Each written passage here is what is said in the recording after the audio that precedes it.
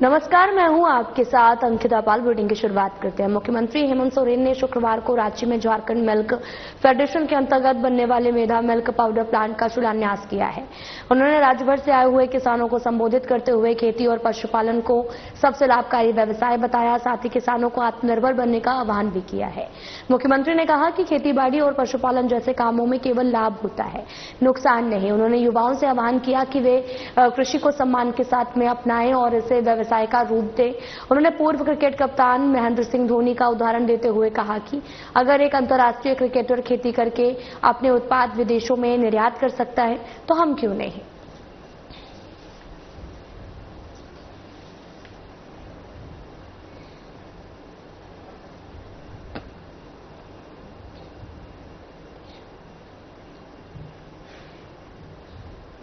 तो वहीं झारखंड के पूर्व सीएम रघुवर दास जामताड़ा पहुंचे, जहां उन्होंने सिद्धू कान्हू की प्रतिमा पर माल्यार्पण करते हुए उन्हें नमन करते हुए आदिवासी शौर्य को सलामी दी है। जिसके बाद वे वहां पर आयोजित कर्माटार्ड आदिवासी कार्यक्रम में शामिल हुए, जिसमें पूर्व विधायक रणधीर सिंह, हरिमोहन मिश्रा के अलावा अन्य नेता और कार्यकर्ता मौजूद रहे। इस दौरान रघुवर दास ने पत्रकारों से बात करते हुए कहा कि मैं आदिवासियों के उत्थान के लिए हमेशा काम किया हूं और करता रहूंगा।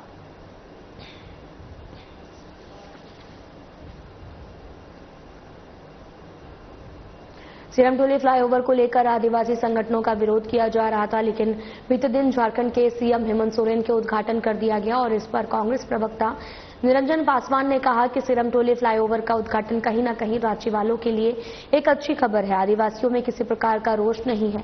जो भी नाराजगी है आदिवासी समाज उसे मुख्यमंत्री जी बैठ के बात करेंगे। रांची का Sirmatoli flyover Ranchi railway station, Ranchi airport, बस पड़ाव जैसे महत्वपूर्ण स्थान से जुड़ने का काम करता है। लोगों को घंटों जाम का सामना करना पड़ता था, लेकिन उद्घाटन होने के साथ अब इन महत्वपूर्ण स्थान पर सरलता से और आसानी से पहुंच पाएंगे, जहां पर मुक्त रांची का सपना अब पूरा होते हुए नजर आ रहा है। सिरमटोली फ्लाईओवर का नाम कार्तिक उरांव के नाम से रखा गया है।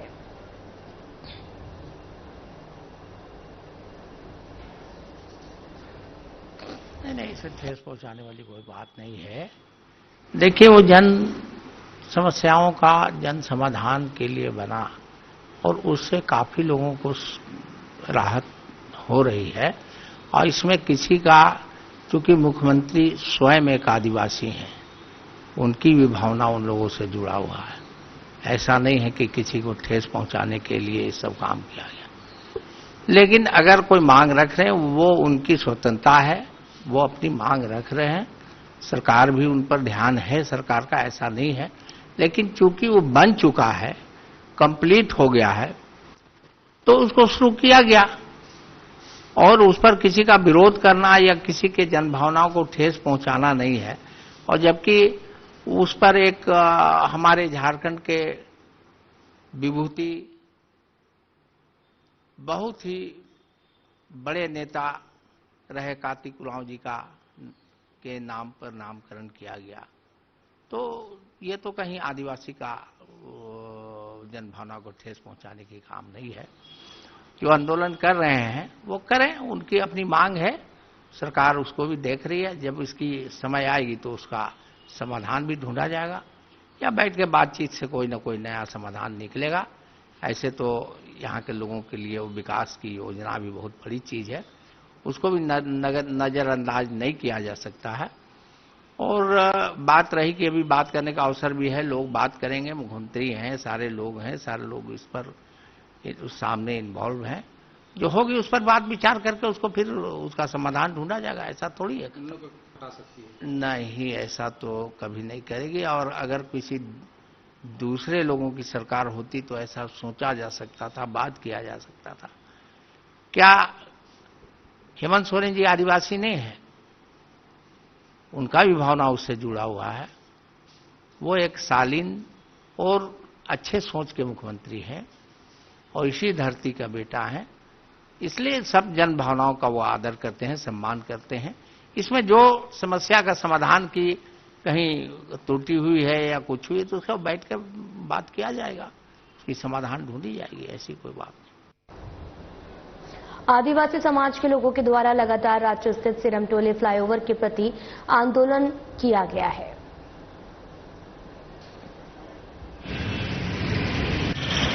मुख्यमंत्री हेमंत सोरेन ने उद्घाटन कर दिया है और इस पर बीजेपी ने अपनी प्रतिक्रिया देते हुए कहा कि बहुत ही दुर्भाग्य की बात है कि जिस राज्य का मुख्य आदिवासी हो और उसी राज्य की आदिवासी जनता सड़क पर उतरकर अपनी हक और अधिकार की भीख मांगे। बीजेपी विधायक सीपी सिंह ने भी कहा कि सिरमटोली स्थित सरना स्थल के समक्ष रैंप उतारने का ये छोटा सा मामला है, लेकिन ये सरकार नजरअंदाज कर रही है। उस जगह पर पहुंचकर सरकार के आदिवासी कल्याण मंत्री चमरा लिंडा ने भी सरना स्थल पर पहुंचकर जायजा लिया, लेकिन फिर भी उन्होंने किसी प्रकार की पहल करने का काम नहीं किया है।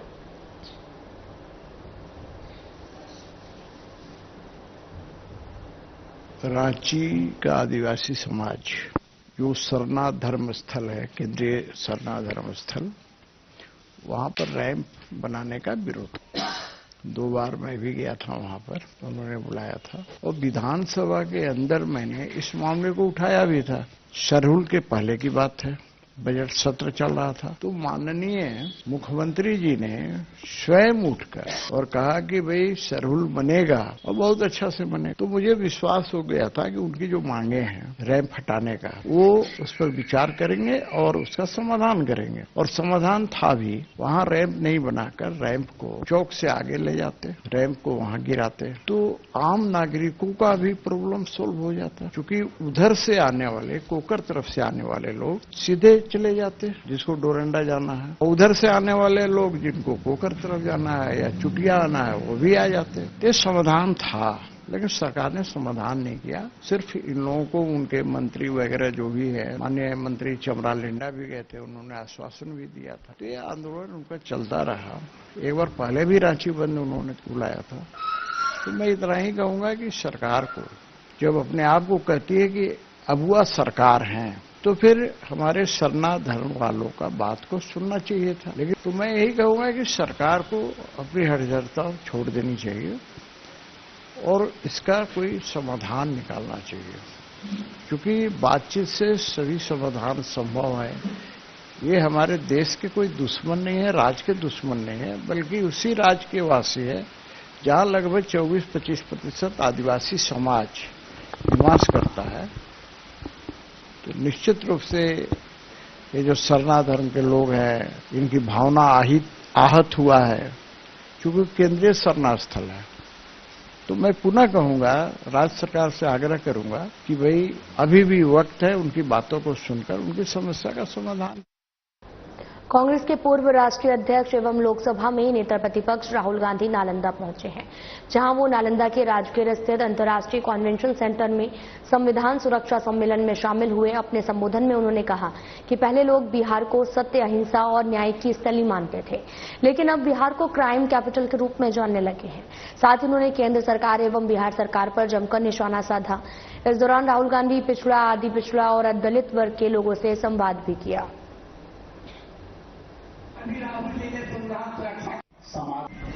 इसको हम सत्य, न्याय और अहिंसा की जमीन कह सकते हैं।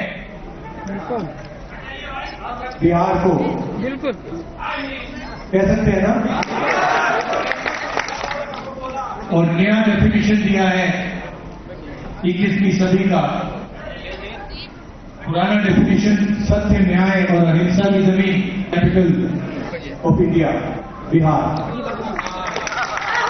तो देखिए कहां से कहां पहुंच गए आप लोग। शुरुआत कहां हुई, आपकी सोच कहां कहां पहुंची। आजकल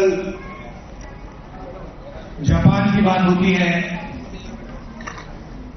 कोरिया की बात होती है, चाइना की बात होती है, वियतनाम की बात होती है, मगर उनका जो सोचने का आर्किटेक्चर है वो कहां से आया, वो आप लोगों ने दिया। यहां से, बिहार से सोच रही थी। Tibet, Sri Lanka, Vietnam, Korea. तो ये है बिहार का मतलब, ये है सत्य, न्याय और अहिंसा का मतलब, का इफेक्ट। और आज ये सब भूल गए। आपकी सरकार, आप लोग नहीं, आपकी सरकार ये सब भूल गई और बड़े शब्दों में बिहार को क्राइम कैपिटल बना दिया। यही बदलाव हम चाहते हैं। नालंदा में आपकी यूनिवर्सिटी हुआ करती थी, पूरी दुनिया से लोग यहां आते थे, और आज बिहार से हर प्रदेश में पूरी दुनिया में आपके लोग जाते हैं, क्योंकि यहां पे रोजगार नहीं है।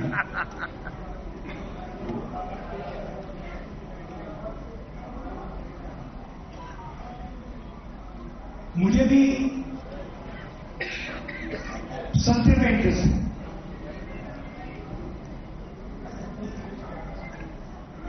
ये जो जाति जनगणना का ये जो सोच है, ये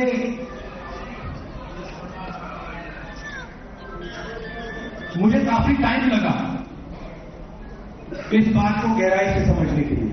इसलिए राहुल गांधी जी, आप सबकी लड़ाई लड़ रहे हैं और वे लड़ाई लड़ तो उनको 90% भागीदारी मिलनी चाहिए। आज यह बेबाकी, यह हिम्मत, यह हौसला हम सभी उनका सलाम करते हैं। हौसला मिलाकर चलने के लिए उनके साथ खड़ा है। मित्रों, अभी राहुल जी ने संविधान सुरक्षा, सामाजिक न्याय के योद्धा राहुल गांधी जी, ये कांग्रेस पार्टी के लेकर के बात होती थी तो यहां जो हजारीबाग के मेडिकल कॉलेज और हॉस्पिटल की व्यवस्था सुधारने को लेकर आपको बताते चलें कि हजारीबाग लोकसभा क्षेत्र के सांसद मनीष जायसवाल बेहद गंभीर हैं। मेडिकल कॉलेज अस्पताल के लेबर रूम में घटी अमानवीय घटना के बाद में पूर्व निर्धारित समय पर सांसद मनीष जायसवाल मेडिकल कॉलेज अस्पताल के सुपरिटेंडेंट डॉक्टर अनुकरण पूर्ति के कार्यालय पहुंचे, लेकिन सुपरिटेंडेंट अनुपस्थित रहे और सुपरिटेंडेंट के अनुपस्थिति रहने के बाद में सांसद मनीष जायसवाल ने मेडिकल कॉलेज के प्रिंसिपल, सह शिक्षा एवं स्वास्थ्य निर्देशक डॉक्टर एसके सिंह को बुलवाया और उन्हें फटकार भी लगाई है। इस दौरान सांसद ने स्वास्थ्य मंत्री डॉक्टर इरफान अंसारी से भी फोन पर बात की है।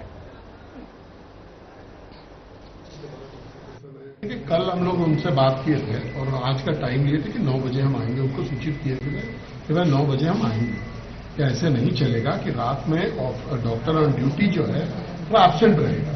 नर्स किसी पेशेंट को देखेगा और उसको टहला देगा, बोल देगा कि आप जो है वो चले जाइए, मतलब प्राइवेट में चले जाइए, और खाली डॉक्टर जो है बिना देखे हुए, बिना आला लगाए हुए, बिना फिजिकली देखे हुए ये बोल दे कि आपको ये नहीं है तो आपको वो नहीं है। 1 बजे वो महिला पहुंचती है इस अस्पताल में और 4 बजे यहां से डिस्ट्रेस होकर के चली जाती है। जब उसके पेशेंट का हालत खराब होने लग जाता है, मिशन अस्पताल प्राइवेट में जाकर एडमिट होती है और 6 बजे 2 घंटे के बाद में वहां पर एक स्वस्थ बच्चे को जन्म देती है। उसका जो भी पैसा लगा होगा, बिल कितना है हम नहीं जानते हैं, लेकिन डेफिनेटली 50,000 से ज्यादा का बिल होगा। तो एक गरीब व्यक्ति जो गांव में ग्रामीण परिवेश से आता है, वो व्यक्ति परेशान होकर के 50,000 रुपया खर्च करता है, जबकि झारखंड सरकार एक क्लेम करती है कि हम अस्पताल जो है गरीबों के लिए और इन सब लोगों के लिए करते हैं। अब 2 प्रश्न जनित होता है कि अगर वो डॉक्टर ड्यूटी पर नहीं था, जबकि उसको ड्यूटी पर होना चाहिए था, तो जो अस्पताल का प्रशासन, झारखंड की सरकार क्या कार्रवाई करेगी। मैंने सेक्रेटरी को भी फोन किया 2 बार, उन्होंने फोन नहीं उठाया। आज इनके सुपरिटेंडेंट से मैंने टाइम लेकर के आज मैं यहां पर उनके कार्यालय में आया हूं, सुपरिटेंडेंट नहीं है, गायब है। ये झारखंड सरकार का वर्क कल्चर है। मैं आपको फिर से दोहरा के कर रहा हूं, सुपरिटेंडेंट से टाइम बताने के बाद मैं टाइम बता करके आया हूं, सुपरिटेंडेंट नहीं है। इनके स्वास्थ्य सचिव को मैंने 2 बार मिस्ड कॉल किया, उन्होंने फोन नहीं उठाया। ये मैं आपको दोहरा करके ये बात बताना चाह रहा हूं, अस्पताल इस महिला को न्याय दिलाए और जो दोषी डॉक्टर्स हैं जो कि अपने ड्यूटी को नहीं करते हैं, उनके खिलाफ क्या कार्रवाई कर रही है ये हम लोग को बता।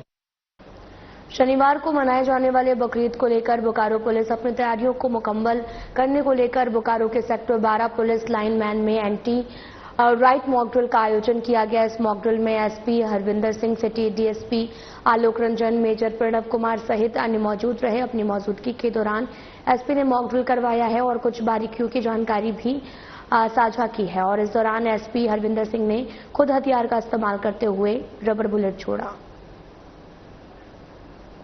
त्योहार जो है शांतिपूर्वक निकले जिनका त्योहार है, कोई उपद्रवी जो है किसी प्रकार की दुर्घटना या इस तरह का किसी चीज को मिसचीफ को प्लान कर रहा हो तो उसको कैसे टैकल करना है। यदि कोई दंगा या उपद्रवी लोग इकट्ठा होकर किस तरह की law and order situation create करते हैं तो उसको कैसे टैकल करना है, उसके लिए एक प्रिपेयर्डनेस ड्रिल जो होती है, राइट कंट्रोल ड्रिल, वो एक मॉक ड्रिल आज कम्युनिटी की पुलिस लाइन में काफी सफलतापूर्वक रहा ये जो आज का मॉक ड्रिल था। और हमें लगता है यदि इस प्रकार की कोई घटना या कोई स्थिति उत्पन्न होती है तो हमारी जो टीम्स हैं वो पर्याप्त मात्रा में ट्रेंड हैं और वेल इक्विप्ड हैं।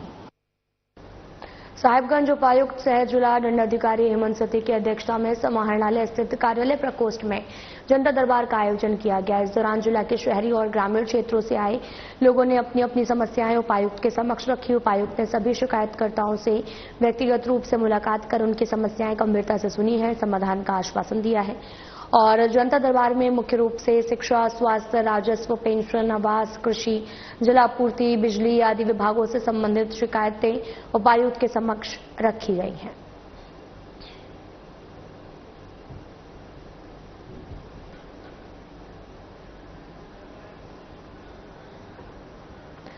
जमशेदपुर वासियों की मांग को देखते हुए कोरोना काल से बंद पड़े टाटा चाकुलिया मेमो ट्रेन की शुरुआत की गई है, जिससे हरी झंडी दिखाकर सांसद विद्युत वरण महतो ने टाटानगर रेलवे स्टेशन से रवाना किया। और इस दौरान विधायक पूर्णिमा दास और चक्रधरपुर मंडल के डीआरएम समेत रेल के पदाधिकारी मुख्य रूप से मौजूद रहे।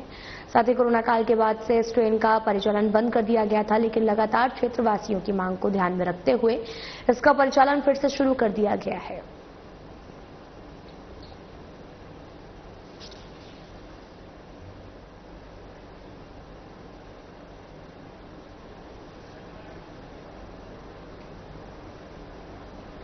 हजारीबाग की रहने वाली अनुष्का जैन पढ़ाई के साथ साथ कुछ अलग कर दिखाने की ठानी है। एक क्लाउड किचन की शुरुआत की है और इसकी शुरुआत उन्होंने अपने घर से ही की। उनके इस स्टार्टअप का खास आकर्षण है उनके हाथों से बना स्वादिष्ट पिज्जा, जो कि युवाओं के बीच में खासा लोकप्रिय हो रहा। अनुष्का ने क्लाउड किचन का नाम है पिज्जा टेस्ट रखा है और दिन भर किताबों में डूबी रहने वाली अनुष्का शाम को अपने किचन में खुद पिज्जा बनाती हैं और ऑनलाइन ऑर्डर के माध्यम से ग्राहकों तक पहुंचाती हैं। ये पिज्जा मैंने बाहर से सीख करके आया है, मेरी बुआ ने मुझे सिखाया था। तो मैं एक बार जयपुर गई थी और सब कोई बाहर में खा रहे थे, मुझे बाहर का खाना थोड़ा कम पसंद है, तो इसलिए मेरी बुआ ने घर में बनाना स्टार्ट किया।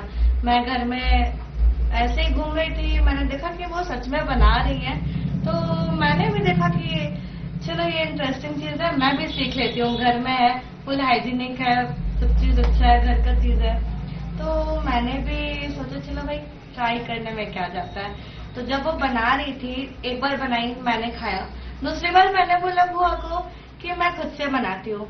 जब मैं खुद से बनाना स्टार्ट की तो मुझे इतना मजा आया बनाने में, और फिर मैं उसे वो खुद ही खाई, घर वाले भी खाए, इतना टेस्टी था, फुल हाइजीन मेंटेन हो रहा था बस। तो इसीलिए मैंने सोचा कि सब कोई बनाते हैं, रेस्टोरेंट जाते हैं, वेज नॉन वेज का भी थोड़ा सा चक्कर होता है, मैं पूरी वेजिटेरियन हूँ।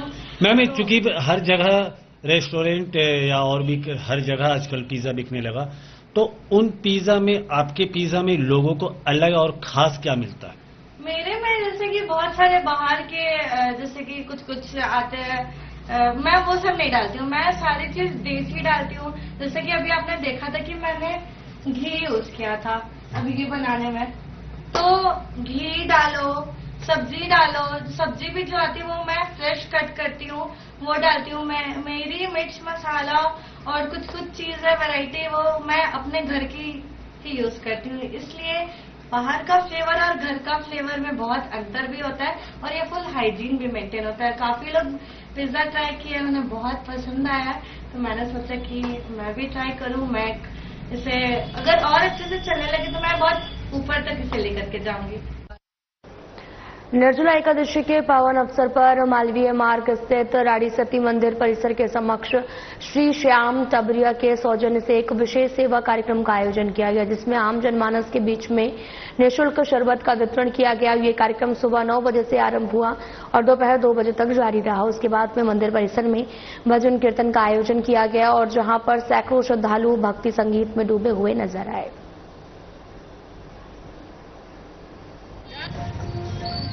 आज निर्जला एकादशी एवं भीमसेन एकादशी के पावन अवसर पर ठंडे शरबत का जो वितरण है श्रद्धालुओं को किया जा रहा है और यह श्री राम सती जी मंदिर के परिसर के बाहर में किया जा रहा है।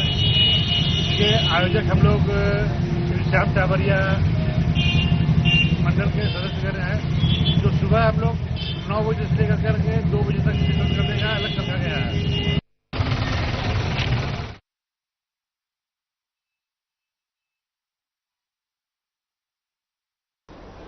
बोकारो उपायुक्त अजयनाथ झा समाहरणालय सभागार में आयोजित निषिद्ध मादक पदार्थों के उपयोग रोकने को लेकर एक दिवसीय प्रशिक्षण कार्यक्रम में शामिल हुए, जहां उन्होंने जिले के पदाधिकारियों को जिले को नशा मुक्त करने को लेकर शपथ दिलाई। मीडिया से बात करते हुए उपायुक्त ने कहा कि नशा मुक्ति के लिए सबसे अधिक जरूरी है जिले में नशा के आगमन को रोकना।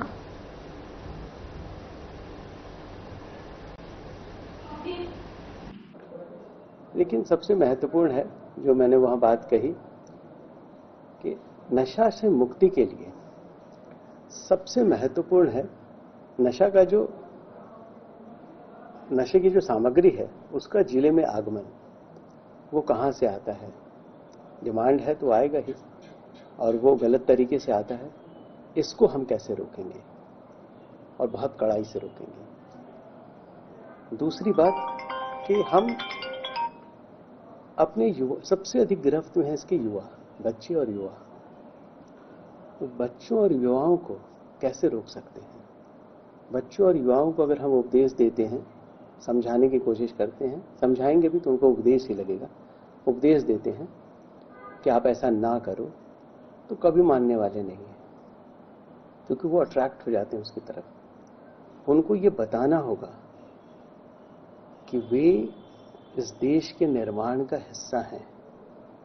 उनके मन में उतरना होगा, उनके मन को समझना होगा, और तब वैसे ही बात करते हुए उनको ये बतानी होगी कि हम अपने देश के निर्माण की प्रक्रिया में हैं। हम किसी भी परिस्थिति में देश के निर्माण को कमजोर ना करें। मुजफ्फरपुर जिला उत्पाद विभाग की टीम ने पंजाब निर्मित अवैध शराब की एक बड़ी खेप को बरामद किया है। साथ ही शराब महाराष्ट्र नंबर की ट्रक पर लोड कर भूसे और कुरकुरे में छिपाकर लाई गई थी। जिले के कांटी थाना क्षेत्र स्थित एक लाइन होटल के पास में जब्त की गई शराब की अनुमानित कीमत 80 लाख रुपए आकी जा रही। मौके से एक व्यक्ति को हिरासत में लिया गया, पूछताछ की गई और साथ ही एक्साइज मुजफ्फरपुर में एसएचओ दीपक कुमार ने बताया कि उत्पाद विभाग ने ये कार्रवाई गुप्त सूचना के आधार पर की है। और इसी क्रम में आज एक सूचना प्राप्त हुई कि दरभंगा मोड़ से आगे जय माता दी लाइन होटल के पास एक महाराष्ट्र नंबर की ट्रक खड़ी है, जिसमें कि अवैध शराब होने की संभावना है। इस सूचना पर हम लोगों ने एक टीम का गठन किया और त्वरित कार्रवाई करते हुए जय माता दी लाइन होटल के पास पहुंचे तो MH18 BG 3986 एक ट्रक खड़ी थी और ट्रक में तो ड्राइवर नहीं था।